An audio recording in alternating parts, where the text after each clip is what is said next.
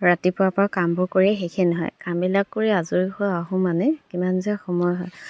তথাপিও নিজৰ কামখিনি কৰি আজৰি হৈ গা পা ধোৱাৰ আগতে ঘৰ দুৱাৰ সৰা মোচা কৰা, দোকান সৰা, এই সকলোবিলাক কাম কৰি গা পা ধুলেহে মনটো ভাল লাগে।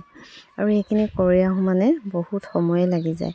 লৰালৰিকৈ ভিতৰলৈ আহিলোঁ। ভিডিঅ'টো পিছে কালিৰে হয়, কাৰণ আজিকালি অকণমান এলাহ লগা নিচিনা হৈছে এডিট কৰিবলৈ, আৰু সেইকাৰণে থাকি যায়। আৰু এয়া মেখেলা এখন চিলাবৰ কাৰণে ল'লোঁ। তাৰপিছতে আহিলোঁ পাকঘৰলৈ, যিহেতু খোৱা বোৱাৰ সময়ো হৈ গৈছে আৰু বহুত সময় হৈ গৈছে, গতিকে পাকঘৰলৈ আহি চাহ অকণকে খাই লওঁ বুলি লৈছোঁ। আৰু ইটো সিটো কামৰ অন্তই নাই। তাৰপিছত এয়া জলকীয়া দেখিছেনে, আমাৰ ঘৰৰে এনেকৈ বৈয়াম এটাত ধুনীয়াকৈ ভৰাই থৈ দিছোঁ। খুব ভাল লাগে এনেদৰে খাই।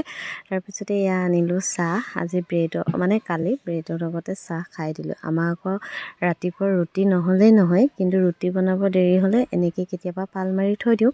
তাৰপিছতে এয়া মই আকৌ ৰ'দত বহি চাহকণ খোৱাৰ কিবা এটা অভ্যাসেই হৈ গৈছে। তাৰপিছত এইখিনিয়ে হৈছে টুকটুকৰ মানপত্ৰ বন্ধাই মেলি আনিলোঁ।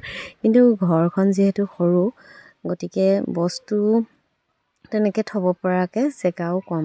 গতিকে কি কৰোঁ কি নকৰোঁকৈ ভাবি আছোঁ। এতিয়া ক'ত কেনেকৈ থ'ব পৰা হয়। আৰু ইফালে চাইছোঁ যে ইয়াতে থৈ দিওঁ নেকি এনেকৈ, কিন্তু লেতেৰাও হৈ যাব।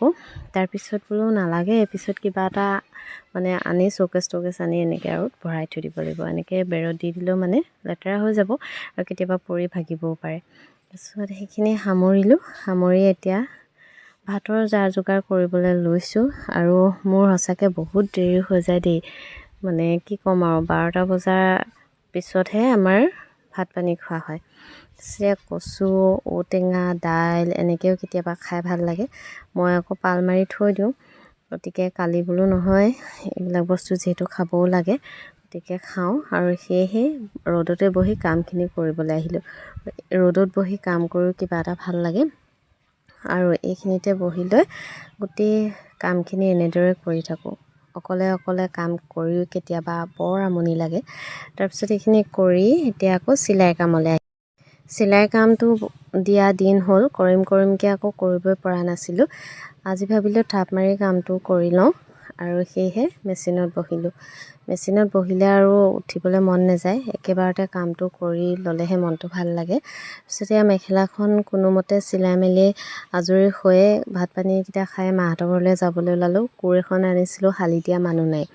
আৰু এইফালে মাহঁতৰ ঘৰলৈ লৈ আহিলোঁ, পাপাই শালি দিব। তাৰপিছত এয়া কাণো আহি পালেহি স্কুলৰ পৰা। তাৰ অলপ পিছতে টুকুও আহি পালেহি স্কুলৰ পৰা। তাৰপৰা তাক লৈ আৰু ঘৰলৈ আহিলোঁ। কালিৰ দিনটো এনেকৈ পাৰ কৰিলোঁ। এতিয়ালৈ আহিছোঁ দেই, আকৌ লগ পাম।